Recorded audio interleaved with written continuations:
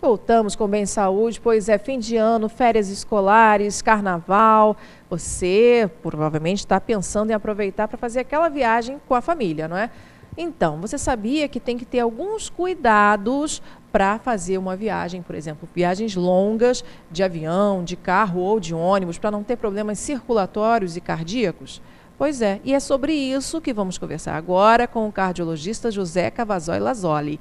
Olá, boa noite, como vai? Tudo bem? Mais uma vez, né? Boa José noite. Cavazoli Lazzoli, boa noite. Prazer estar contigo mais uma vez. Não, o prazer é todo meu. Alimentação, hidratação, necessidades fisiológicas, essas são as primeiras preocupações, né? Quando a pessoa vai fazer uma viagem. Certamente.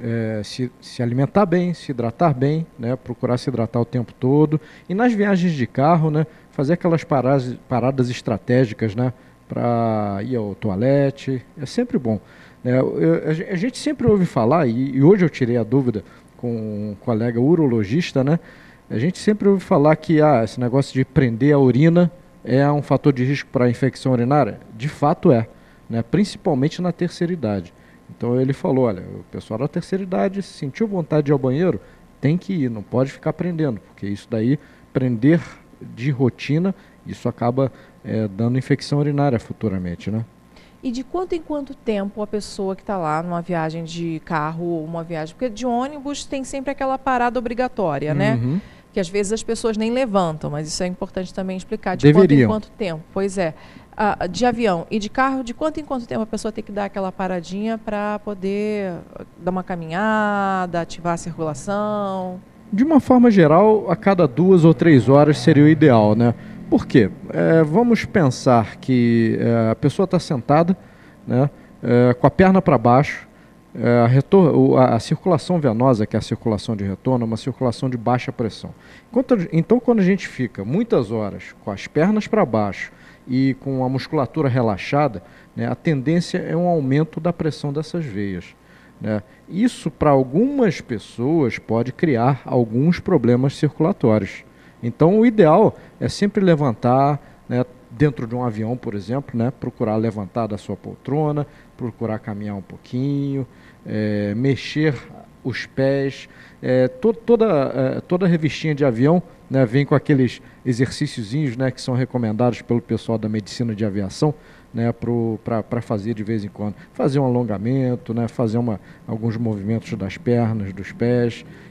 Isso é bastante interessante. E quando você está de carro, né, em princípio, se o motorista for seu amigo, né, pede para ele parar de vez em quando. Né. Nas principais rodovias existem postos de conveniência, né, locais confortáveis, dá para fazer isso assim. É uma parada que não vai atrasar a chegada no destino, né? E vai facilitar o tratamento da própria saúde, né? Precaução com relação à própria saúde. Agora, com relação àquelas pessoas que viajam à noite, muita gente aproveita a noite para viajar, principalmente viagens longas, né? De avião ou de ônibus. E tá ali naquele soninho e fica com aquela preguiça de levantar. Às vezes também, eu mesma já viajei e eu só lembrei de... Na verdade, eu dormi a noite toda e nem lembrei de levantar. Então, assim, a pessoa tem que ficar atenta, porque a pessoa quer aproveitar, às vezes, a noite de sono, né? A pessoa tem que ficar atenta para levantar de tempos em tempos também, ou essa coisa de aproveitar o sono e deixar a circulação de lado só naquele momento ali da viagem, à noite, isso pode atrapalhar também? O ideal seria, teoricamente, levantar e fazer esses movimentos, né? A menos que você esteja viajando de avião em classe executiva. Aí você está praticamente na horizontal. Caso não seja essa a realidade, né, vamos lembrar que esse sono é um sono bastante diferente do sono habitual. A gente dorme na horizontal, né, e quando você está num ônibus ou num avião em classe econômica, né, as pessoas estão dormindo com a perna para baixo. E acontece isso que eu te falei. Né? E para algumas pessoas predispostas, isso pode ser um problema bastante grande, porque a estase venosa, né, é um dos fatores que predispõe à formação de trombos, formação de coágulos, principalmente em pessoas com algumas características, aquelas pessoas sedentárias, aquelas que estão acima do peso e aquelas que têm insuficiência venosa, aquelas que têm varizes nos membros inferiores. Então, essas são características que aumentam muito a possibilidade de formar um coágulo. E também para as mulheres, aquelas que tomam pílula anticoncepcional e fumam, né? Essa é uma combinação particularmente perigosa para as mulheres. Então, você junta esses fatores com o fato daquela pessoa ficar com a perna parada para baixo, isso aumenta muito o risco de trombose venosa. Agora, viagens de avião, é muito comum problemas cardíacos em viagens de avião? Eu estava lendo algumas matérias dizendo que sim, que era algo muito, que tinha uma grande incidência e tudo mais. Agora, realmente é verdade isso? Olha, eu tenho alguns poucos amigos que fazem medicina aeroespacial, né? E eles me dizem que nem tanto, né? E talvez, assim, se você tá dentro de um país, que seja o Brasil ou qualquer outro país de dimensões como as nossas, né? Os voos são relativamente curtos. Isso vai acontecer em voos mais longos, voos acima de 9, 10 horas, né? Voo daqui, por exemplo, para a América do Norte ou para a Europa, né? Aí você tem um risco maior. Mas, geralmente, vamos pensar, o cardiopata grave, ele não viaja de avião, né? Quem tem alguma doença cardiovascular e é suficientemente esclarecido, com muita frequência procura o seu cardiologista antes de fazer uma viagem mais longa, né? E existem alguns macetes também que ajudam, além da história de levantar de vez em quando, procurar movimentar as pernas, fazer alongamento, fazer movimentos. Tem alguns macetes que são bastante importantes. Procurar manter as suas rotinas, manter a rotina de alimentação, procurar não pular a refeição, né, que é servida durante o voo, procurar sempre trazer os medicamentos de uso contínuo na bagagem de mão, sempre acompanhados da receita médica, né, no caso de alguma inspeção pelas autoridades do país onde você vai chegar. O pior erro é você colocar medicamento de uso contínuo em bagagem embarcada. Vai que não chega junto, né? E aí, como é que você vai comprar medicamentos num outro país estrangeiro?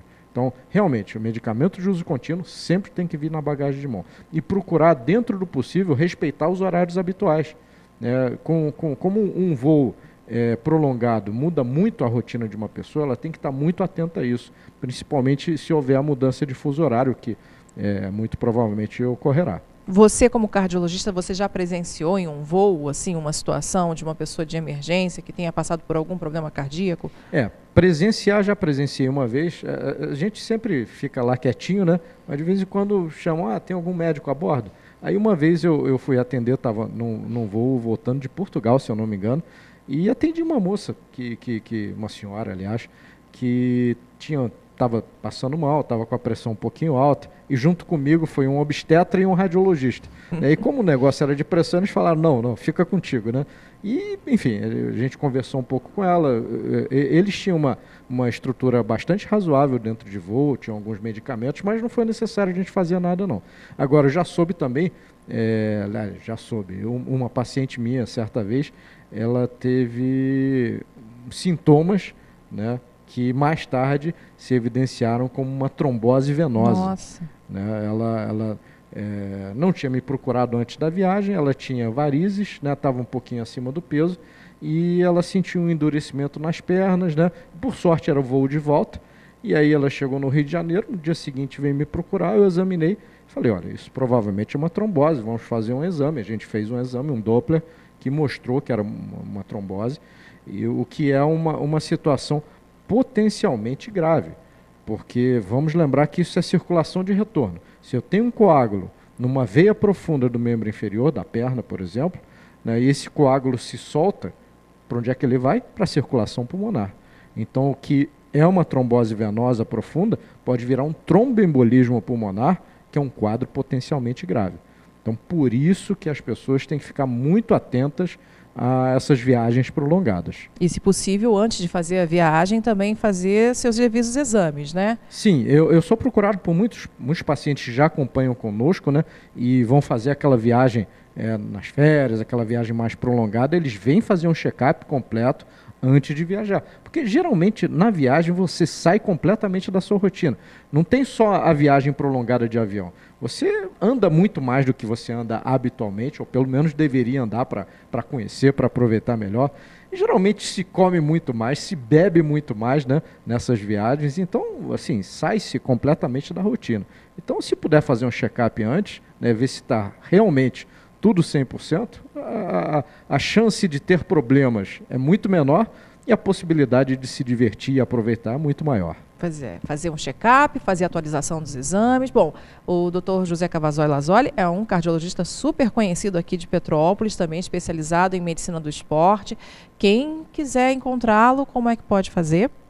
Hospital Santa Teresa, que é onde nós, junto com meus sócios, né, a gente coordena o serviço de cardiologia, e na Clínica Cor Diagnose, que é ali no centro da cidade.